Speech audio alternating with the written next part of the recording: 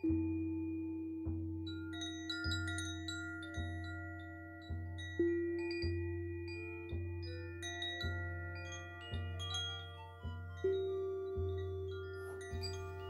suis Valérie Boissiau.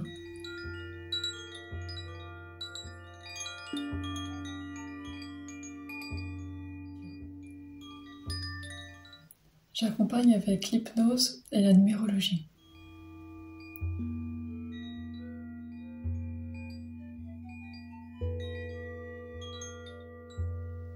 Aujourd'hui, je souhaite évoquer la numérologie parce que l'hypnose est déjà une pratique quand même relativement connue, alors que la numérologie, on peut s'en faire une idée un peu différente de ce qu'elle est véritablement. C'est vraiment une méthode d'accompagnement en développement personnel pour tout âge. Au niveau des jeunes, elle peut être très intéressante en termes d'orientation scolaire, en Parcoursup, fin de collège, pour une filière en lycée, et puis elle est également intéressante pour les parents pour éventuellement connaître leurs enfants, en tout cas comprendre leur mode de fonctionnement. Et puis pour les adultes, eh bien, je reçois beaucoup d'adultes en questionnement professionnel, reconversion, burn-out, voilà, ou des personnes qui ont des idées de projets professionnels et qui souhaiteraient avoir un peu plus de confirmation dans leur choix. Enfin, voilà, c'est vraiment une pratique qui permet de mettre en lumière les compétences, les ressources, les talents de la personne. Donc c'est vraiment très intéressant.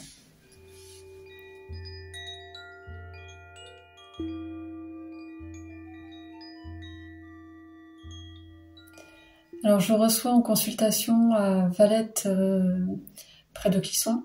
Donc en termes de consultation, je vais être plutôt en présentiel au niveau de l'hypnose. Par contre en numérologie, alors l'idéal c'est en présentiel quand même, mais je peux effectivement faire des séances en visio, ça marche aussi très bien, c'est un entretien, c'est très interactif, donc vraiment ça, voilà, ça se fait vraiment très très bien de cette manière-là aussi.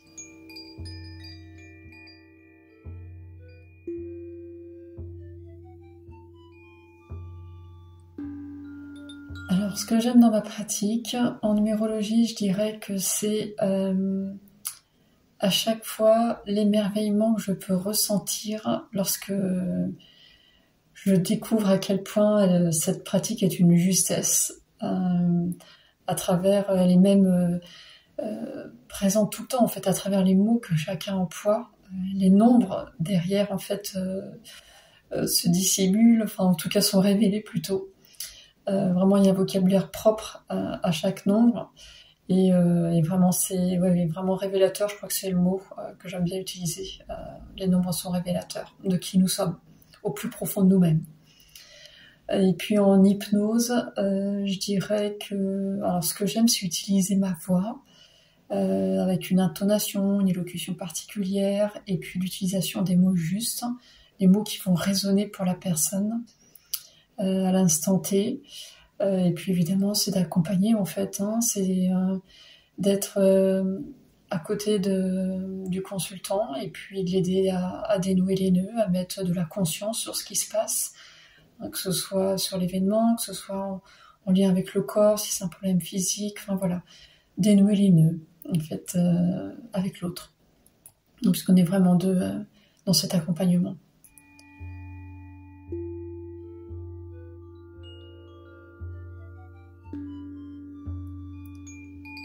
Alors, un livre que je pourrais vous conseiller, je vais vous en donner deux, j'ai pas réussi à choisir. Mais en fait, ils ont la même thématique de fond. Donc, il y en a un qui s'intitule L'effet miroir de Véronique Bergon. Et puis l'autre, ça s'appelle La part d'ombre du chercheur de lumière de Debbie Ford. Et en fait, les deux vraiment parlent de la même chose.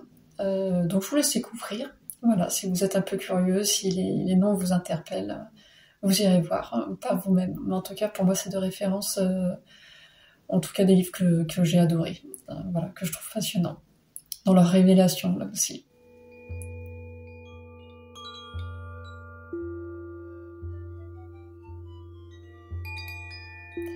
Alors une chanson qui me fait du bien, j'ai choisi À nos héros du quotidien de Soprano.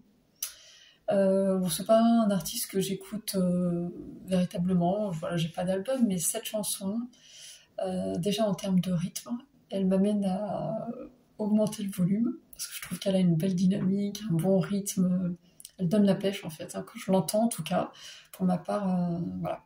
Elle me donne la pêche, et puis le texte, je le trouve, il m'a touchée. Voilà, parce qu'il dit dans ce texte, oui, ça m'a touchée, parce que je pense qu'effectivement, ce qu'il dit est vrai. Donc voilà, c'est venu, en tout cas, c'est le choix que je fais aujourd'hui, de partager avec vous.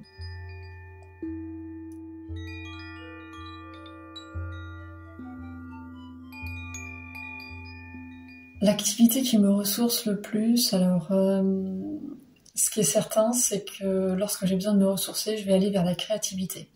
Après, elle peut être de tout ordre, de manière totalement différente. Je vais quelquefois aller vers la couture, quelquefois aller, je vais sortir mes pinceaux, mes feutres, voilà, ma peinture, et puis plutôt aller vers ce genre de choses. Je peux aller vers la réalisation de bijoux, ou alors aller dans la fabrication d'un objet. Voilà, en tout cas, c'est la créativité, ça c'est une certitude qui me ressource. À ce moment-là, c'est comme si j'étais dans une sphère à moi, dans ma bulle en fait. Et puis voilà, je laisse exprimer tout ce qui vient sur le moment, et c'est ça qui me fait du bien, tout simplement. Avec beaucoup de couleurs. En général, il y a beaucoup de couleurs.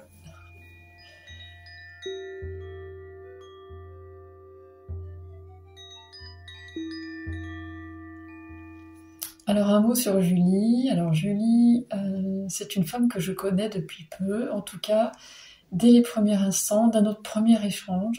Je m'en souviens parfaitement aujourd'hui. J'ai tout de suite senti de la sensibilité, de la bienveillance, de la gentillesse.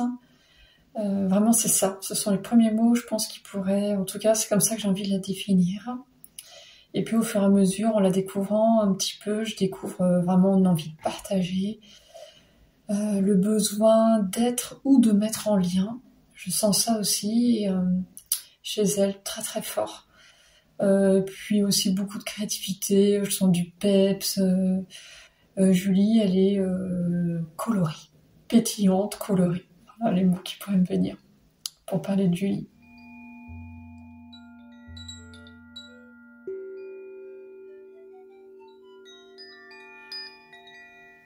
Un souhait pour l'humanité, alors ce serait de revisiter les programmes scolaires dès la maternelle, de transmettre dès le plus jeune âge des valeurs en tout cas qui me semblent importantes, d'apprendre à écouter son corps, à exprimer ses émotions, à mettre de la conscience sur son souffle, sa respiration. Voilà, enseigner la naturopathie, la sophrologie, je sais pas là, en tout cas voilà, en tout cas revisiter les programmes scolaires et dès le plus jeune âge vraiment d'aller vers la transmission de ce qui me semble essentiel et qui pourrait faire très certainement un monde différent pour demain.